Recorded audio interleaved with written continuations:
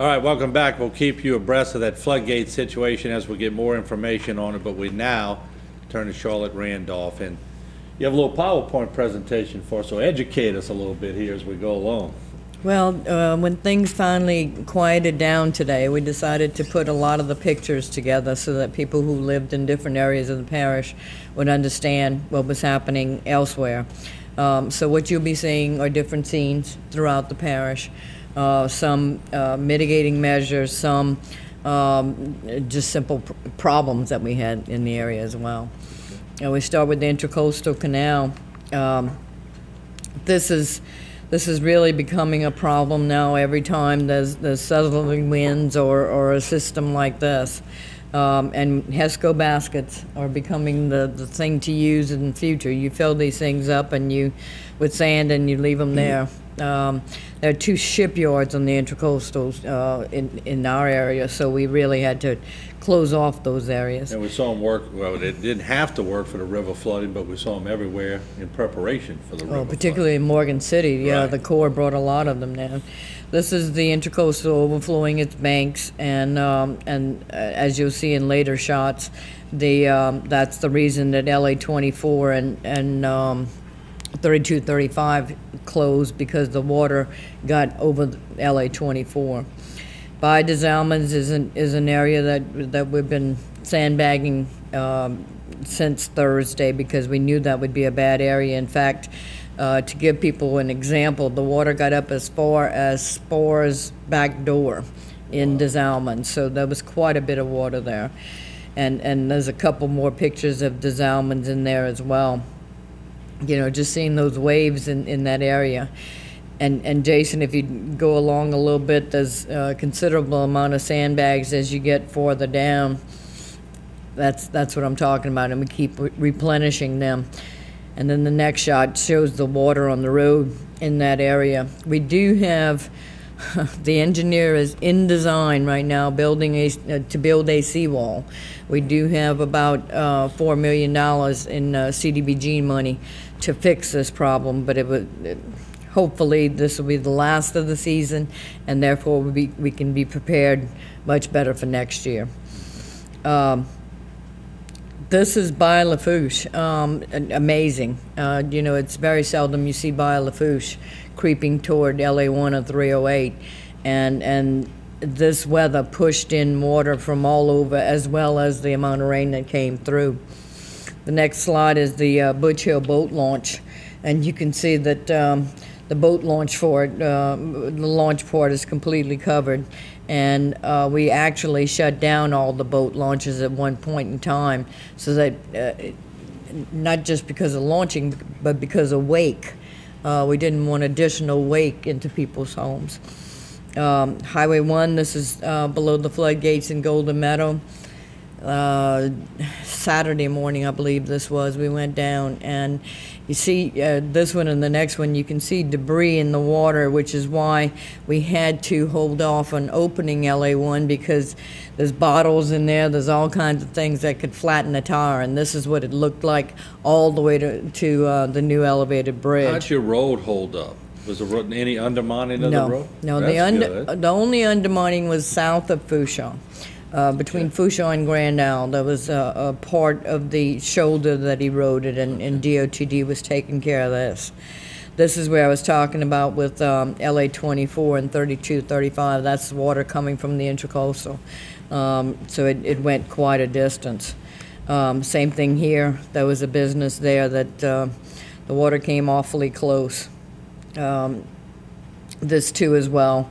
You know, the Berg shortcut is so commonly used from people, particularly in the southern part of the parish. Right. So this really stymied traffic for a while. But the water rushed in, but it is now open. Used by a lot of Houma people too. Yeah. And these are just a couple more shots of LA 24. Wow. What was that? Go back to that shot. What was That was closer to the Intracoastal. Okay. Okay. Right. And then the next slide you see is the Lockport boat launch, I believe, Jason. It all looked like a boat launch. Yeah, yeah. I mean, this was coming in from the Company Canal and by Lafourche, both areas. At the end of this, we have some graphs that show you the difference in the tide levels, and you can see where it's certainly a problem. That Company Canal was on everybody's mind. What was the deal with the mayor putting some gate, and then some other people worried that would flood them? Are you familiar with what I'm talking about? A lot of people were asking me about it, but I wasn't sure the dynamics of it or anything. There's a saltwater structure there. I think that's what it was. Yeah. But nothing happened with all of that. No. Yeah, okay. No. And in fact, we do have some graphs from that, okay, which will show you the different levels of the water throughout this event. Okay. This is where I talked about today, that coming over here, it's this whole area is inundated right now, and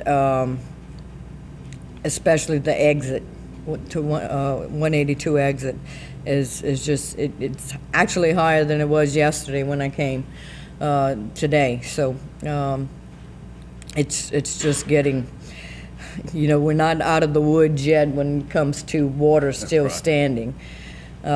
This Layton Pump Road is in the Thibodeau area. We just upgraded a lot of the mechanics in that Layton pump, but of course you can't stop water from coming in, and so we just had to wait until that subsided before we really began pumping people out. St. Charles Bypass, this also too has been a problem. You can see the amount of water in people's yards. We've had reports that some water did get in. We certainly sent people out today as best we could to assess the situation and determine if anyone needed any more assistance. So that's about as close as you get on the right, huh? Yeah. And that's when you can see when people don't want people making waves to get in there. That's about as close as you get. That's right.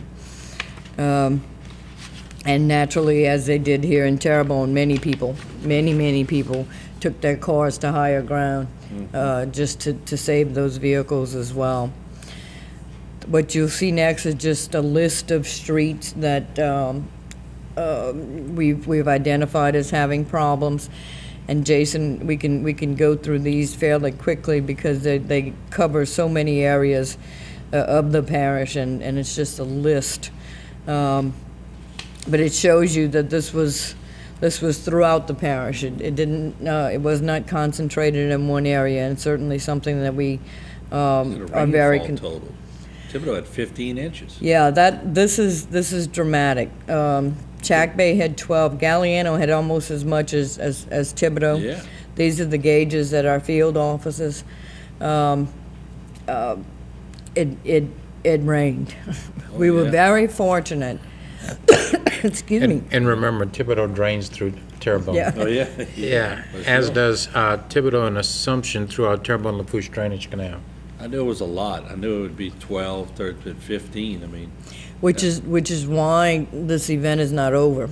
Both of us are anticipating what's going to happen in the next couple of days when that water begins to crawl down to our areas, and we're definitely watching that very carefully. Hopefully, we'll be as fortunate as we were with Saturday when we had that lull in the weather. The pumps were able to keep up and everything else. So perhaps by the time that water comes down here, we'll be really prepared for it with all the water drawn down. Sandbags, about 20,000 sandbags were distributed. These are the graphs I was telling you about, and you can see that the stages, at the beginning of this, the 1st of September, it was way down in Des Allemands. It was at 2, and by about noon today, it was about almost at 4. Yeah. Same situation with Bayou Buff. It really climbed up, and these are all in the upper reaches of the parish. Yeah. Now the Golden Meadow floodgate, you see, it's beginning to taper off, so that's a good thing. I think this is the Rose one, yeah. And then the second one, really, Bayou going down a lot there. That's what you want to see. This is by Lafourche. It was pretty much flatlining at Thibodeau until the 2nd, and then you see it begin to peak on the 3rd Saturday, and now it's beginning to draw down as well. Same thing with Lockport. The Company Canal is going way down. And this is where the saltwater structure is. Right. Okay. I'm sorry. This is where the saltwater structure is. Salt Yeah. All right. And then Little Lake is next, and that's it. All right. Very good. But it gives you an overview. I mean, certainly there's many, many more details out there, but we put something together just to talk a little bit about the.